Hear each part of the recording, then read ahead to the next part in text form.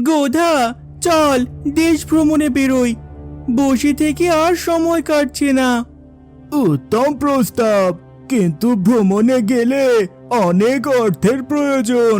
তাই আগে অর্থের ব্যবস্থা করতে হবে, তা না হলে কি করে আমরা যাব? ঠিক বলেছিস, কিছু একটা করা দরকার। টাকার ব্যবস্থা করে তবে যাত্রা শুরু করব। শুনলাম গিট্টু নাকি গুপ্তধন পেয়েছে। আমিও শুনেছি, কিন্তু সঠিক খবর জানা নেই। তাই চেষ্টা করলে সঠিক খবর জানতে পারবো। চল আবুলের সাথে কথা বলি, সে হয়তো আমাদেরকে সঠিক খবর দিতে পারবে। তার বাসা যেহেতু গিট্টুর বাসার সাথে, তাই সে আমাদের সঠিক খবর দিতে পারবে। আর দেরি কেন, লেটস কাম। এটা হবে লেটস গো।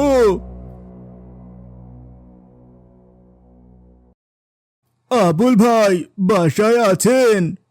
কে? আমরা হাদা গোদা। আসছি। কি খবর তোমাদের? কেমন আছো তোমরা? আমরা ভালো আছি। তাই খবর তো আপনার নিকট, তাই জানতে আসলাম। কোন খবরের কথা বলছো? না, ওই গিট্টুর গুপ্তধন পাওয়ার খবর আর কি। তাহা যা বলেছ, গুপ্তধন বটে। খবরটা কি সত্যি? খবরটা সত্যি, তবে গুপ্তধন পাওয়া সত্যি নয়। এটা আবার কেমন কথা? আসল খবরটা তোমরা জানো না, জানলে হাসতে হাসতে পেট ব্যথা হয়ে যাবে। দারুণ খবর তো। আমরা এমন খবর শুনতেই তো আপনার নিকট এসেছি, তাই না গোধা? অ্যাবসুলেটলি কারেক্ট ডিয়ার হাদা।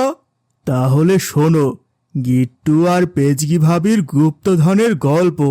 বলুন বলুন। বলুন বলুন। গত কয়েকদিন পূর্বে আমার একটা ছাগল মরে যায়, তা তোমরা নিশ্চয় শুনেছ। এই মরা ছাগলটাকে মাটি চাপা দিয়েছিলাম পরিবেশ সুন্দর রাখার জন্য। এটা তো ভালো কথা। এটা তো ভালো কথা।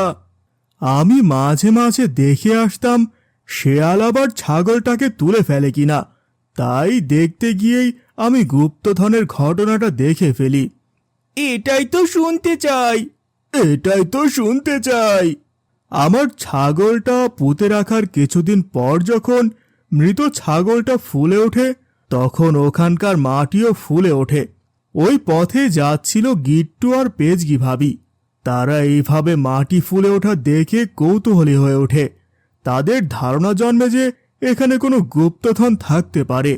এই ভাবনা থেকে তারা রাতের আধারে এই গুপ্তধন তোলার পরিকল্পনা করে। ইন্টারেস্টিং ঘটনা। তা কিভাবে রটল রটনা? আমি তাদের ওপর চোখ রাখি। রাতে তারা যখন গুপ্তধনের খোঁজে যায়, আমিও তাদের পিছু নেই। তারা দুজন মনের আনন্দে মাটি খুঁড়তে আরম্ভ করে। কিছুক্ষণ পর তাদের শাবলের আঘাতে মৃত ছাগলের পেট ফেটে নাড়িভুড়ি সব বেরিয়ে পড়ে। এই দৃশ্য দেখে আমি আর মুখ বন্ধ রাখতে পারি না, তাই শব্দ করে হেসে দেই। তারপর কি হলো? তারা আমার হাসির শব্দ শুনতে পায়, তবে আমাকে দেখতে পায়নি।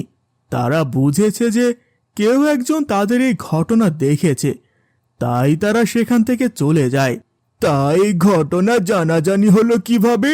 আর কেউ কি এই ঘটনা দেখেছে? মনে তো হয় না। আমি কিপ্টু চাচাকে শুধু একটু বলেছিলাম যে গিট্টু নাকি গুপ্তধন পেয়েছে। চাচা বললেন, কে, কিভাবে পেল?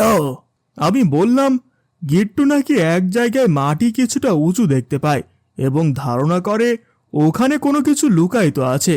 তারপর কি হলো? গিট্টু এবং তার বউ রাতে গুপ্তধন ওঠায়, এটা কেউ কেউ জেনে যায়। আমিও তাই শুনলাম। বুঝলাম, মাটি উঁচু হয়ে ফুলে উঠতে দেখলেই বুঝতে হবে ভেতরে কিছু আছে। বেশ মজার ঘটনা। গিট্টু এর পর থেকে আর গুপ্তধন খুঁজতে যাবে না নিশ্চয়। এই ঘটনার পর চাচার কীর্তি শুনলাম। চাচা আবার কি করলো? চাচাও গুপ্তধন পেয়েছে। সত্যি? শুনেছি গিট্টুর গুপ্তধন পাওয়ার খবর শোনার পর থেকে চাচা আর ঘুমাতে পারছে না। চাচার এখন কি অবস্থা? শুনেছি চাচা এখন হাসপাতালে। কেন কেন কি হয়েছে? কয়েকদিন পূর্বে চাচা বাড়ি ফেরার পর পাঞ্জাবি খোলার সময় হঠাৎ চাচার পকেট থেকে একটা কয়েন পড়ে গড়িয়ে চৌকির নিচে চলে যায়। সর্বনাশ! তারপর চাচা খুঁজতে খুঁজতে চৌকির নিচে দেখতে পায়। যাক, পাওয়া গেল কি পেলে আবার? আমার হারানো কয়েনটা। আমি ভাবলাম আবার গুপ্তধন পেলে নাকি। দেখি কয়েনটা বের করে আনি। ঠিক আছে। পাইছি গো, পাইছি।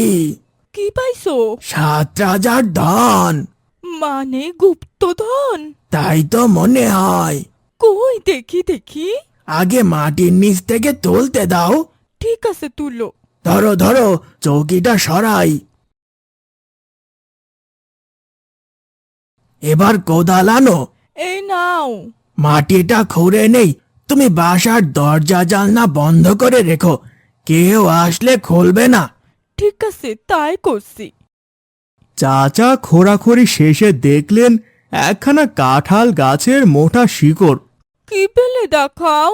এই নাও। এই শিকড়ের জন্য তুমি আমার ঘর খুঁড়ে সর্বনাশ করলে। তারপর দরজা জানালা বন্ধ থাকায় চাচা এবার পালাতে পারেনি, তাই এখন হাসপাতালে।